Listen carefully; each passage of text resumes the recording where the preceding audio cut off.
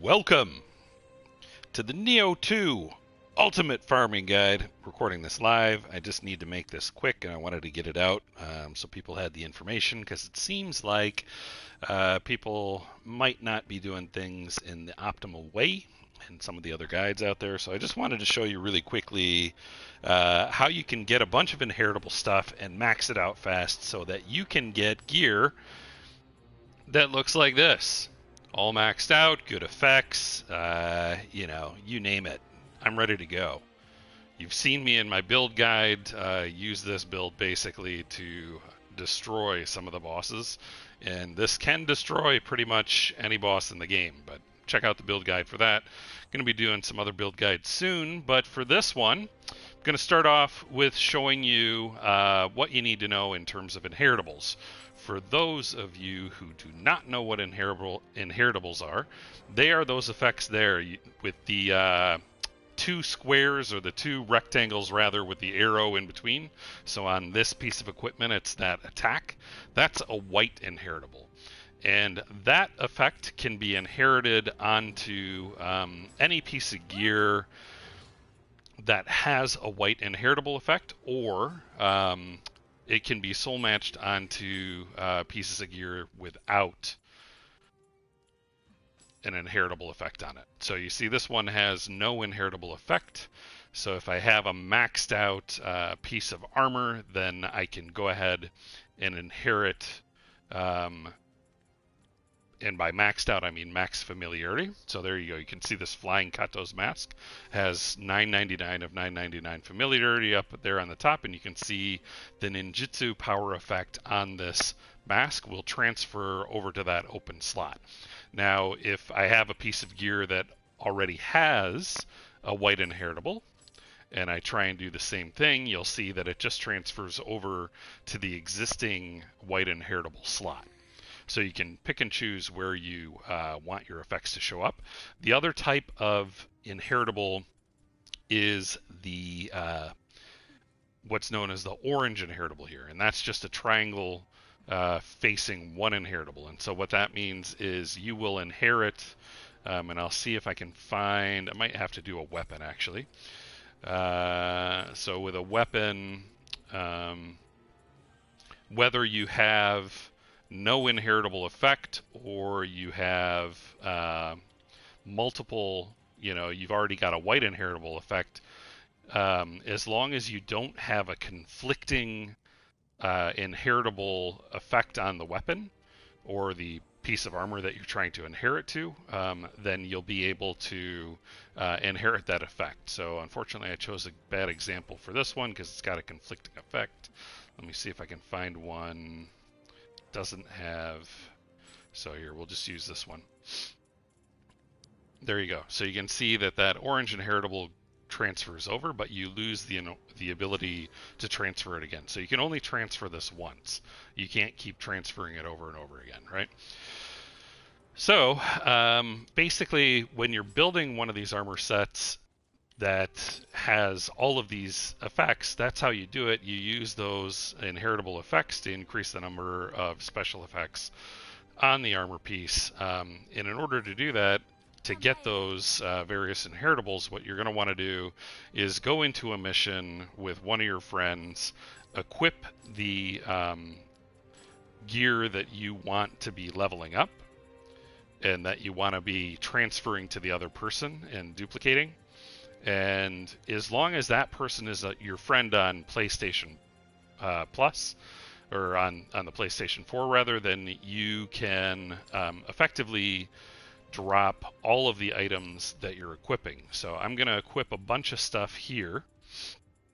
If I were to do this, I'd go into a mission equipping a bunch of orange inheritable effects. So you can see I have tons of these Varja Tonfas.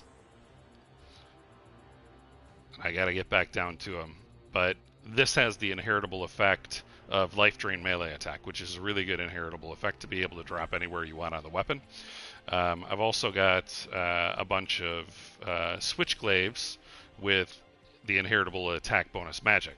So I would equip one of those in the weapon slot. I would equip a good weapon with an orange inheritable in my range slot. I would equip a good inheritable, and let's see what we'll do. I'll do luck, so you can see I have a ton of luck, right? And I would equip, for me, I tend to run Omnio Magic a lot, so I have a ton of these untouched Omnio Magic. People seem to like attack, so I'll get some plus 20 attack gloves on there.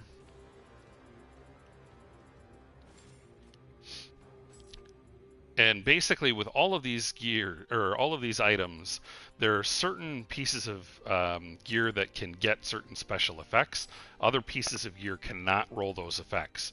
So, for example, you saw on my chest piece that I have the orange inheritable for untouched Omnio Magic.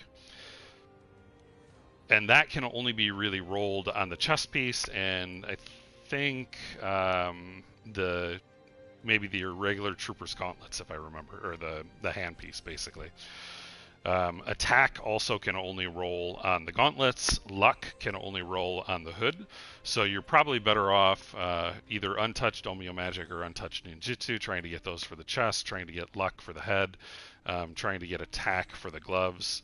The legs and the feet, basically you're only going to get junk effects like running speed or stuff like that, so you probably won't get good orange inheritables. So just do that so that you can expand the number of slots on your gear. You might as well, since you're going to be maxing out familiarity on all of these pieces, you might as well just equip it across the board. But in any event, so you would equip your gear like this. You would go into a mission, you would kill yourself along with your friend, and then you would just farm each other's revenants, right? So you'd kill his revenant, you'd get the revenant. If it's your friend on PlayStation 4, will drop the entire set that you have equipped. Pretty much, you might miss out on one item, but for the most part, it'll drop everything. You don't need to worry about luck or anything like that. And then you kill yourself again to refresh your revenant for the other person. And we were experimenting with this yesterday, thanks to a user by the name of Elvis. Shout out, Elvis.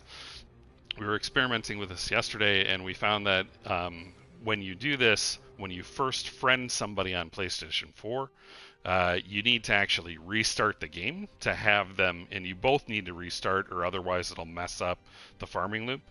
But both of you need to restart your game, and then you'll be able to go in and see that person's revenant mark as a friend mark, and it'll be more glowy than the usual revenant marks on the ground, the graves. So make sure that you restart the game, then you go into that mission, and you'll be able to kill each other's revenants repeatedly and just die until you see the other person's revenant show up. And that'll shorten the time down to about 3 minutes per revenant that you get to kill.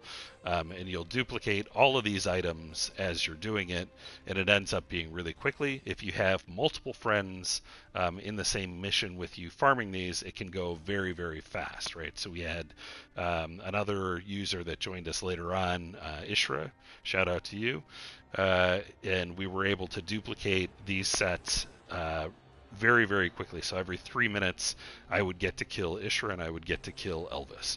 And I got all of this stuff to drop over and over again. So then, if you want to inherit these effects onto your gear, as I've done in the set that I showed you earlier, what you need to do is you need to max out that familiarity. And if you don't have max familiarity, then unfortunately you won't be able to inherit the effect. It won't do anything when you do a soul match. So what you're going to want to do is you're going to want to go into a mission, and you can either max it out with doing glue, right? So I'll show you this glue item.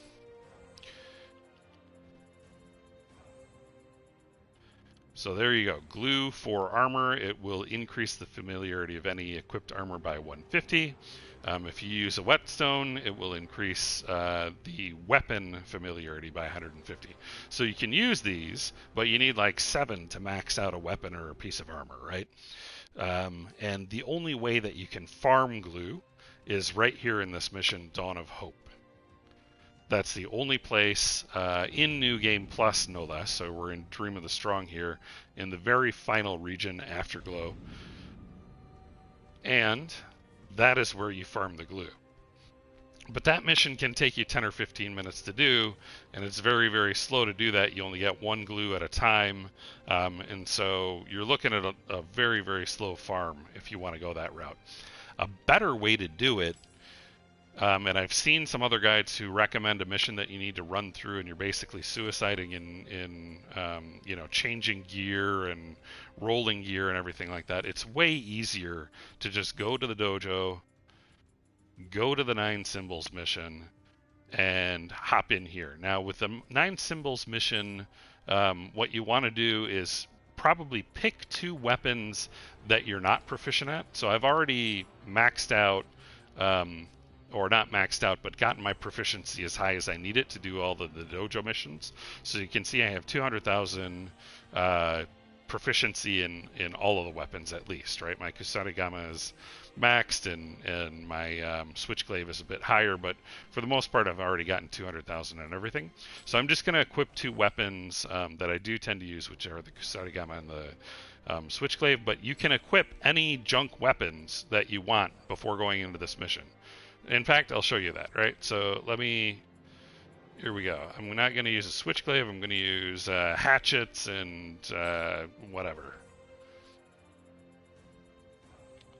Odachi. There we go. So I've got 2 weapons I'm not very good at. What happens when you go into this dojo mission is it will equip you with 2 wooden practice weapons that are equivalent to the ones that you equip, which lets you level the proficiency as you're also leveling up your armor familiarity. So I'm going to go in here really quickly, and we're just going to do 1 because I've got to jump to something else here fast. I'll show you the strategy in here and how quickly you can get your proficiency up. So when you first come in, what I like to do is change my shortcut just a little bit so that I get Water Shot on my first tab, and I've got my buffs on the second tab, so that it makes it easier for me to sort of remember where things are. And when you come in, you'll see you've got these wooden hatchets and wooden odachi, which are increasing your proficiency bonus by about 50%, especially when you max out the familiarity on these weapons, which will happen really quickly. That'll go up to about 50%, right?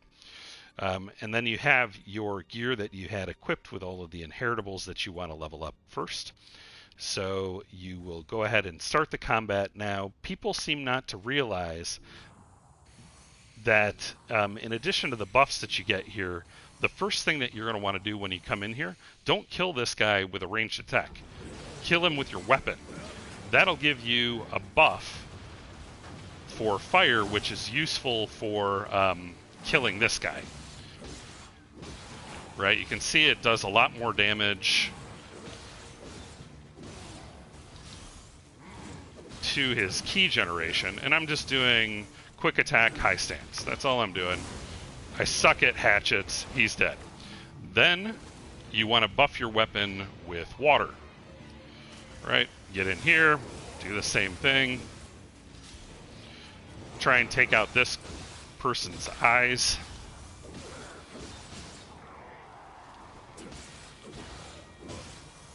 And again, I suck at hatchets, right? Not really trying to do any fancy moves or anything like that. Just trying to take him out. Strong attack.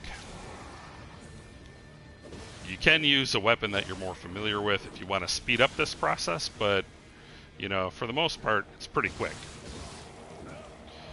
Alright, then you're going to get the boss. So I suggest you rebuff at this point. Sloth. Try and break his horns if you can.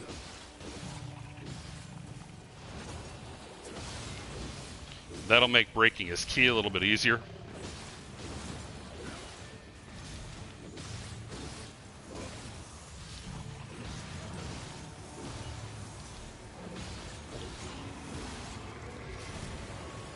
You can see I maxed out my proficiency on my wooden hatchets.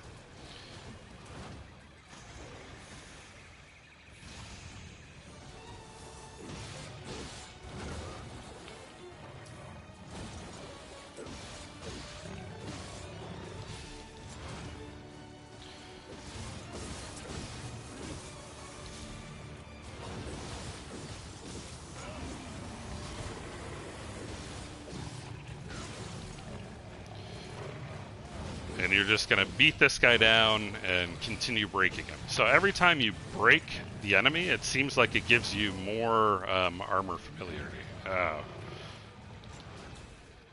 And of course he would use the use those.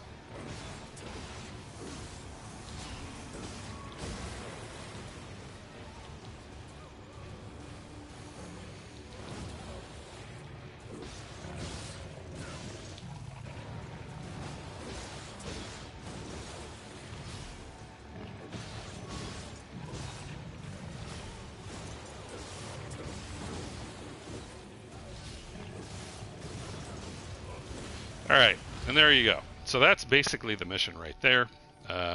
And you'll see that I actually got some more proficiency with the hatchets. I've also gotten about 300 familiarity for each piece of armor. So if I ran this 3 times, I would max out the familiarity. And that's without using any Ochiku powder or anything else. If you use Ochiku powder, it's faster. But that's basically how it's done. So I hope you found that informative. You can also suicide towards the end of the last boss, and then you don't have to come back into the mission or reload. You can kill yourself and just keep farming the familiarity for your armor if you want to. But that's basically how it's done. Thank you all for watching, and we'll see you back for the next one.